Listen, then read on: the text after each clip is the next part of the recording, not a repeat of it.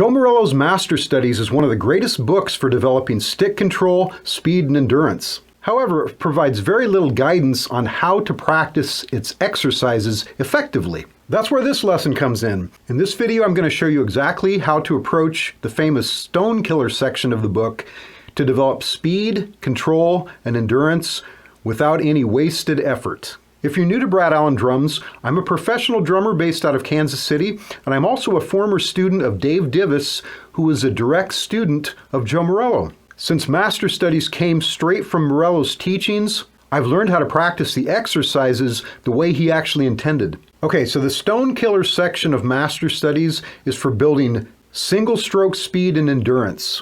If you look at Joe's directions in the book, he tells you to play each line 50 times without stopping. Playing each line 50 times and then going on to the next line is the best way to get the most endurance out of the exercises. But you can also play each line just a few times. For instance, I could play each line twice. Here's the first exercise, playing each line just 2 times.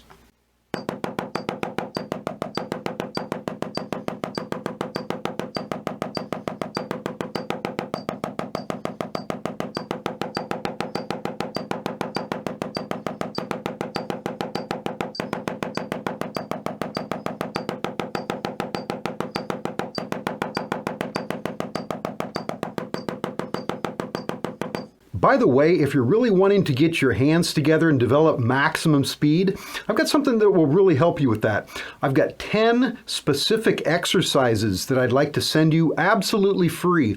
And these are the same type of exercises that helped my student Matthew Lam win a fastest hands drumming competition 2 years in a row. Just follow the link in the video or in the comments below to get a free copy. Now, why would we want to play each line 2 times instead of 50 times if playing it 50 times gives you more endurance? Well, the answer to that is you will develop more speed playing each line just 2 times than 50 times because you'll probably be able to play it a lot faster that way. So it's beneficial to practice the stone killer exercises various ways. You can practice playing each line 50 times, which will build endurance. And you can also practice each line 2 times, 8 times, or whatever you want to help you build even more speed. You don't have to play through the entire section of an exercise all the time either.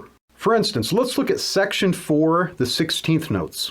Again, if you play through the entire section, you gain the most endurance.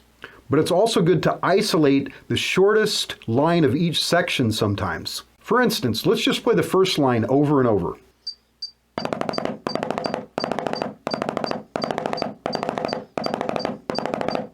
So what's the advantage of isolating just this one line of the section? Well, it's a very short burst of notes. Practicing short bursts like this is great for speed. You'll find you can play a short burst of notes a lot faster than playing a long grouping of notes. And the faster you play, the more you can really develop your fingers. When you play longer groups of notes and at a slower tempo, that really works your wrists. You do want to develop your wrists, but to play your fastest, you also want to develop your fingers. So far, everything that I've demonstrated here has been a non-accented section or exercise. So how do we practice the accented sections? The way to develop the most speed in the accented sections is to use arm accents. I have a whole video that teaches this technique, so check out that video next. Basically, along with using your fingers and your wrists, you want to get your arms slightly involved. You want to use a similar movement to throwing a baseball. For instance, here's section 2, line 4 of the triplet section.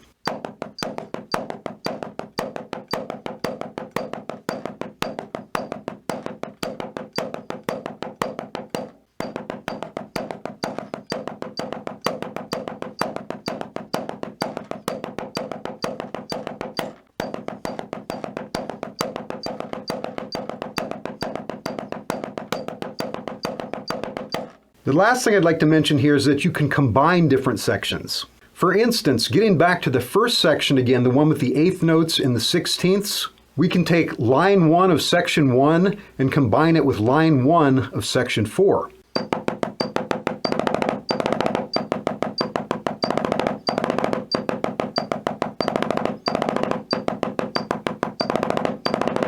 What I'm doing here is filling in with 16th notes with the opposite hand. This builds coordination, and again, this is a short burst of notes. This will further develop your single stroke speed. You can do the same thing with the triplet sections of the exercise. For instance, we can take section 1 of the triplet section in the first line and follow it with section 4, line 1.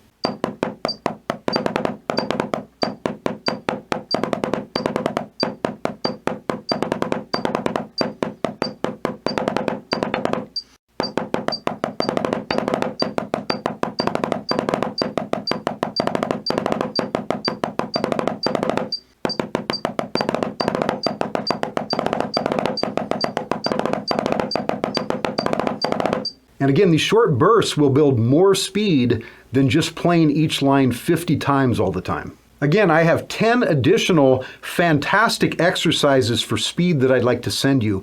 Just follow the link in the video or in the comments below. So that's how you can practice the Stone Killer exercises for both speed and endurance. Now I'd love to hear from you. What's your biggest challenge when it comes to building speed and endurance? Do you struggle more with endurance or control? Drop a comment below and let me know. Be sure to subscribe to my channel for new drum videos every week. Thanks for watching, and again, I have that other video on arm accents that I know will really help you. Please watch that one next, and we'll see you next time.